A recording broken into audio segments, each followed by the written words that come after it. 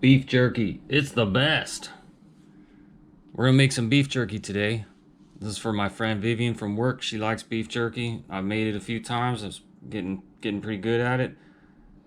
We got some London broil here. I like this. This is a nice cut of meat. It's big. It's not too heavy. It's about 2.5 pounds, but it's nice and thick. It's about 1.25 inches thick, which is nice. The key to making good beef jerky is you gotta slice it consistently. You can get a slicer. This is a nice little slicer. It works okay. You put these little inserts in here. I got this thing on Amazon. You put one in for 1/4 inch with nothing, 3/16, 1/8 inch. It works all right. One thing is it did come with a knife. I actually don't use this thing anymore. I just use the knife. So what I do, just pop this bad boy in the freezer for about 2 hours. Let it get a little bit frozen. And you can slice it up real good without needing a slicer. Get some nice consistent slices. So I'm gonna wash this thing up, pop it in a pan, and dump it in the freezer real quick. All right, so I rinsed this thing off. It's a nice little piece of meat, about a little inch and a half thick.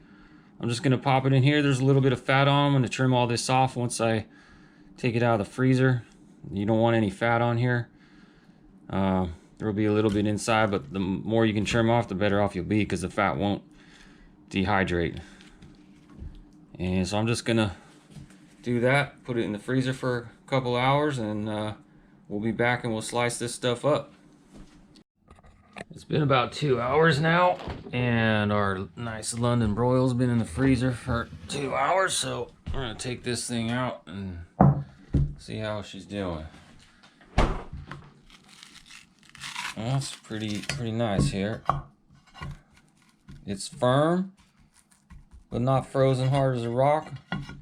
So it should be nice and easy to slice. We'll trim some of this fat off and slice it up. All right, we're ready to slice. As I said earlier, you can use a jerky slicer, but I just do it freehand with the frozen meat. It's not really frozen, but nice and cold. And one thing to think about, you want to cut it across the grain so you can see the lines in the meat right here. That's the grain. So you can slice it this way, but it's going to be a little tougher to chew. So I prefer to go across the grain, and it'll make for jerky that you can bite off pieces nice and easy, and it works a little better. So you can go from 1/8 inch to 1/4 inch as far as the thickness goes. I like thinner. Last batch I did, I tried about almost a 1/4 inch, and it was just way too chewy. So I'm gonna do like 1/8 inch to 3/16 inch. I like the fat cuts of meat. I mean, not fat, but thick. This is about 1.5 inches almost, and it makes wider pieces because these things are gonna shrink quite a bit when you start dehydrating it. So pretty straightforward. Just make sure you use a nice sharp knife. And this piece of meat's kind of odd shaped because the grain doesn't go nice across. It's kind of diagonal, but that's all right. I'll just start slicing on the corner, make sure I go across the grain, and we can just slice it right in half if we want to, and then work on that piece later. Turn this, and it's real simple. You just freehand it. You can use a slicer if you really want, but I just eyeball it, make a nice cut. We could even freeze this a little longer if we wanted to, but it's all right. Make some nice strips, just line them up.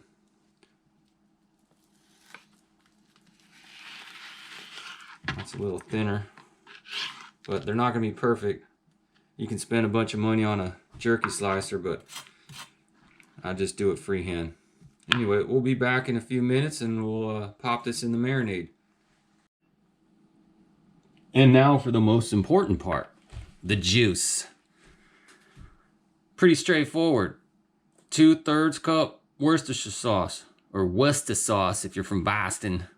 So this is for 2 pounds of meat. If you want to double it, whatever, you can go, just multiply everything times 2, or just go a little big, whatever you want to do. So the Worcester sauce, 2/3 cup soy sauce, 1 teaspoon liquid smoke.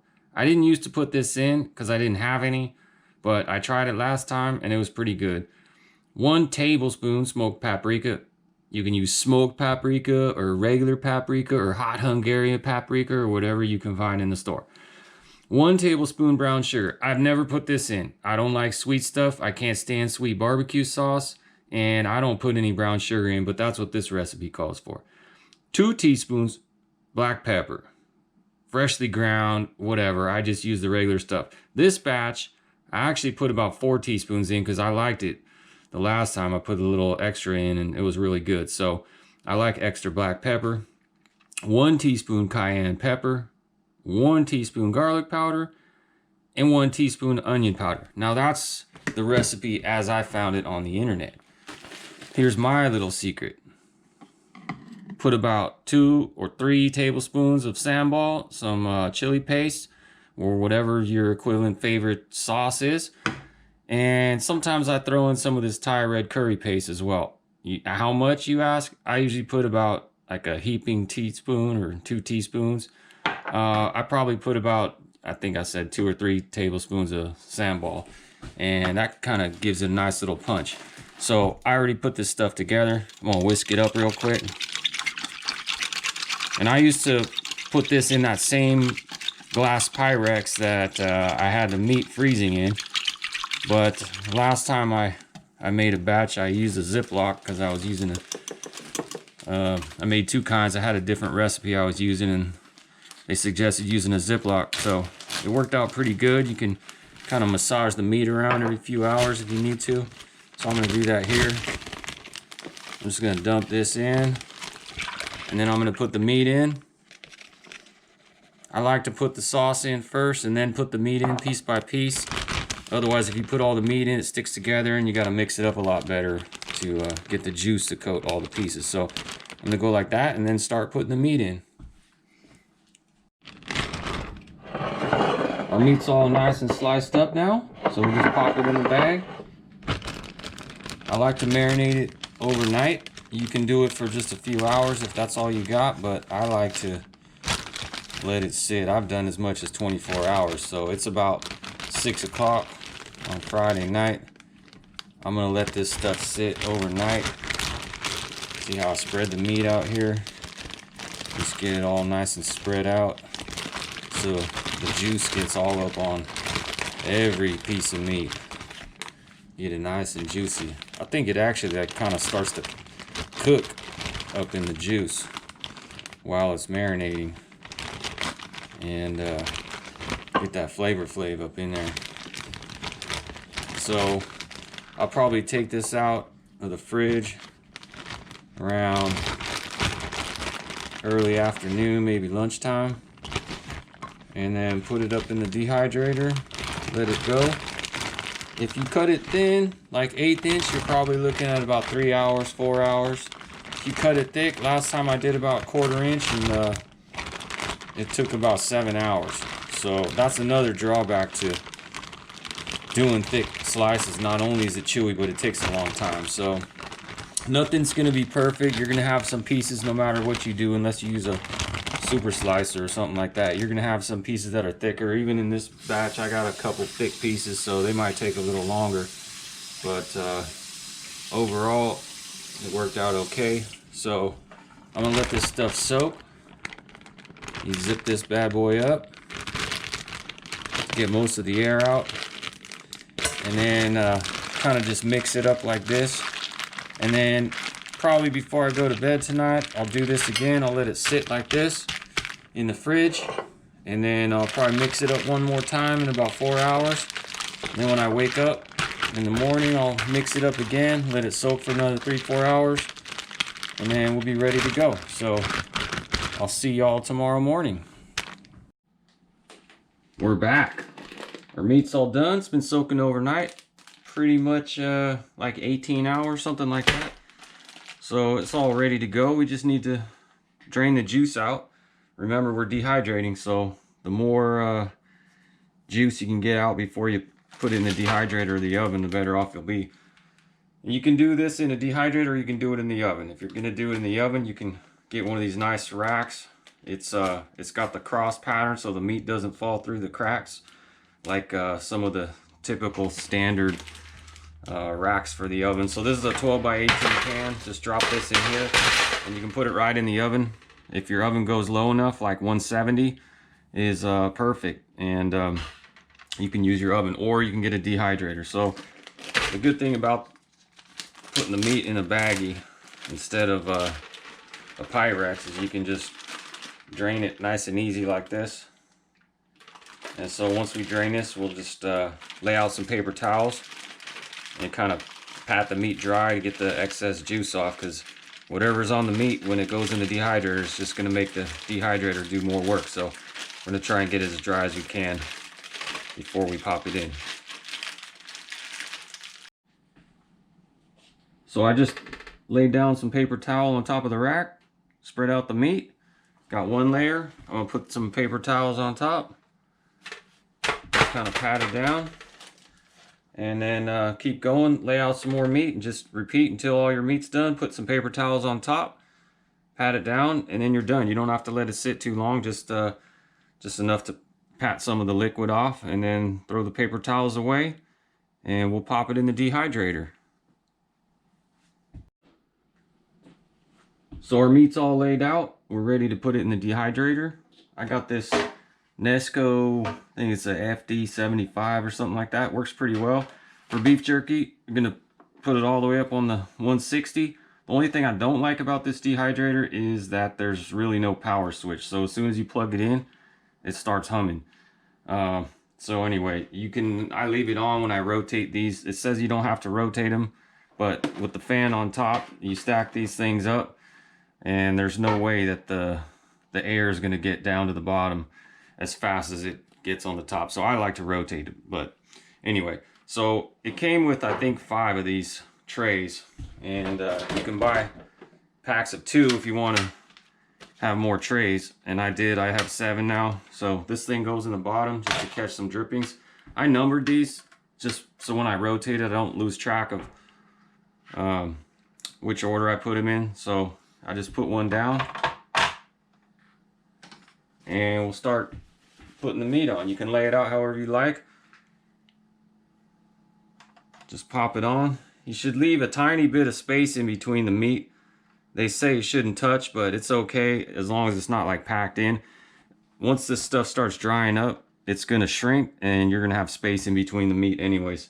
So I don't think it's critical, but you don't want it all overlapping like this. And so just a little tiny space is enough, as long as the air can flow around it. So I'm gonna lay all this out, and we'll be done in a few minutes. So we're ready to go. Our meat's all laid out. I've got 5 trays here, and I cut some of the slices a little too thick, so trays 4 and 5 have thicker cuts of meat. I'm gonna leave these on top and just rotate 5 and 4 and keep those on top so they get more airflow, and then rotate 1, 2, and 3 separately and keep those on the bottom.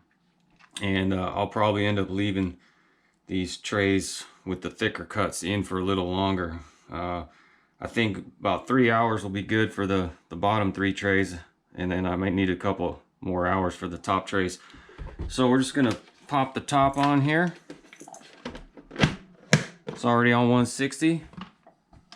We'll plug it in and come back in about an hour and rotate this stuff around. And there she goes.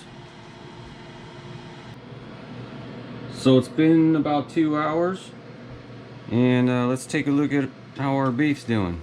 So I will unplug it here for noise sake.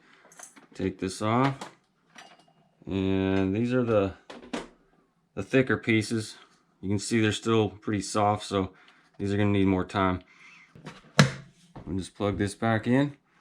We don't want to go too long, otherwise they might turn into hockey pucks, and unless you like hockey pucks, probably don't want to cook it too long. But the beef jerky is actually pretty forgiving. You can overdo it, and it's not too bad. Actually, once you let it sit in the bag for a day or so, it's not too bad. Anyway, we'll be back in a little bit. Let's see what we got here. It's been about 4 hours. Oh no, it really did turn into hockey pucks. I guess that's what happens when you cook it a little bit too long. Well, I don't know what to do now. Okay, so it didn't really turn into hockey pucks. So let's see what we have here. The top one's the thicker cut, and you can see it's still a little bit soft. So I might put this on for another hour. Let's take these off. This is the thinner cut. And what I usually do, take one of these small pieces and see how it is. Taste it. It should be a little bit brittle.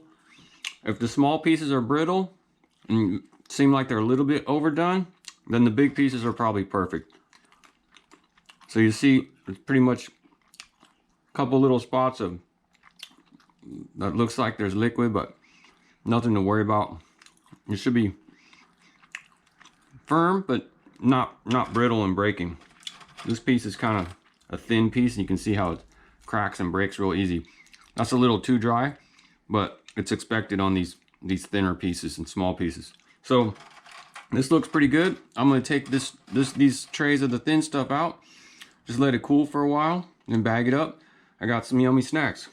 This is the same thing, but I'm just gonna let it go for about another hour, and we should be done. So hope you enjoyed this video. If you did, go ahead and like it and subscribe to my lame channel. If you didn't like it, then too bad. And it's my first YouTube video pretty much, so if it sucks, then oh well. All right, see ya.